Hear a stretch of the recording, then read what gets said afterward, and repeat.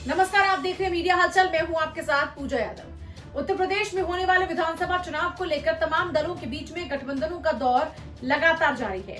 या यूं कह लीजिए कि उत्तर प्रदेश में चुनाव की करीबियों के चलते अपने लिए बेहतर विकल्प देखते हुए हर दल अपना अपना ठोर ठिकाना ढूंढ रहा है।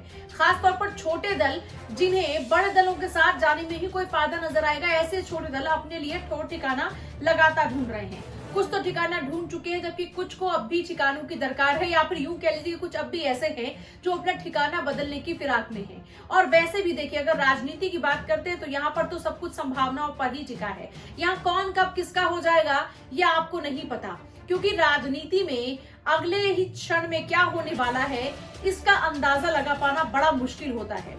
लेकिन पिछले कुछ दिनों में लगातार आपने देखा, बीजेपी जहां अपने जो दल हैं जिनके साथ में वो चुनाव लड़ने जा रही है उनका ऐलान कर चुके, जिनमें से एक अपना दल भी है। वहीं दूसरी तरफ समाजवादी पार्टी की अगर बात करते हो, समाजवादी पार्टी के साथ में भी छोटे छोटे दल हैं जिनको लेकर समाजवादी पार्टी के मुखिया अखिलेश यादव आगे बढ़ रहे हैं और बहुत ही कॉन्फिडेंट भी है। उनको ये लग रहा है कि इन छोटे दलों को साथ मिलाकर इस बार जीत उनकी पक्की होगी। और कई ओपिनियन पोल ये बताते नजर भी आते हैं कि फिलहाल बीजेपी और समाजवादी पार्टी के बीच में बड़ी कड़ी टक्कर होने जा रही है और ऐसे में अपनी मजबूत स्थिति अखिलेश यादव भी समझ रहे हैं। लेकिन आपको बता दें कि अपना दल को लेकर अब एक नई खबर और बड़ी खबर सामने आई है, और ये खबर इसलिए बन गई क्योंकि यहाँ पर अपना दल की जो सुप्रीमो है उनकी तरफ से कुछ ऐसा ही कह दिया गया। अनुप्रिया पटेल यूं तो बीजेपी के साथ में है, बीजेपी ने अपना दल के साथ चुनाव लड़ने का ऐलान भी कर दिया, लेकिन हाल ही में अनुप्रिया पटेल का वो बयान सुर्खियों में छा गया जिसमें उन्होंने कहा कि राजनीति तो संभावनाओं का खेल है, यहाँ पर आगे क्या होने वाला है ये कह पाना बड़ा मुश्किल होता है। यानी अब उनका इस बयान के पीछे मकसद क्या है, इसको किस तरीके से समझा जाए, वो आपको बताने की जरा कोशिश करते। देखिए, इसमें कई बातें हैं। एक पहला, इसको प्रेशर पॉलिटिक्स के तौर पर माना जा रहा है। प्रेशर पॉलिटिक्स इसलिए क्योंकि 2014 का चुनाव बीजेपी के साथ में अनुप्रिया पटेल ने लड़ा, उनकी पार्टी ने लड़ा। उसके बाद 2017 के अंदर विधानसभा चुनाव बीजेपी के साथ में लड़ा। 2019 का लोकसभा चुनाव फिर बीजेपी के साथ में ही लड़ा। और यहाँ पर देखिए, अगर बात करते हैं अपना दल की, तो अपने आप ये कह लीजिए कि अपने दम पर उन्होंने बेटर परफॉर्मेंस दी और मिर्जापुर से सांसद चुने की 2019 में भी।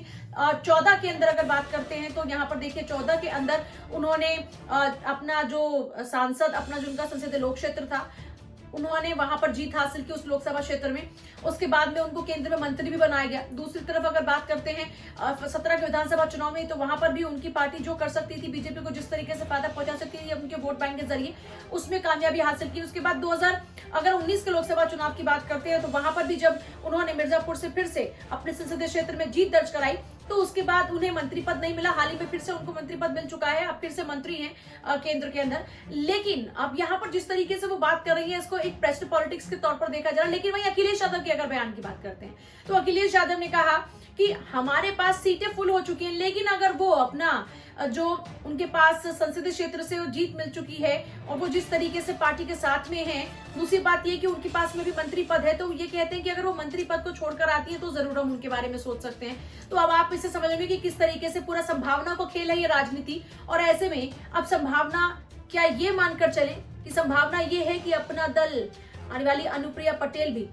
समाजवादी पार्टी के साथ जा सकती है क्या? संशय बरकरार है।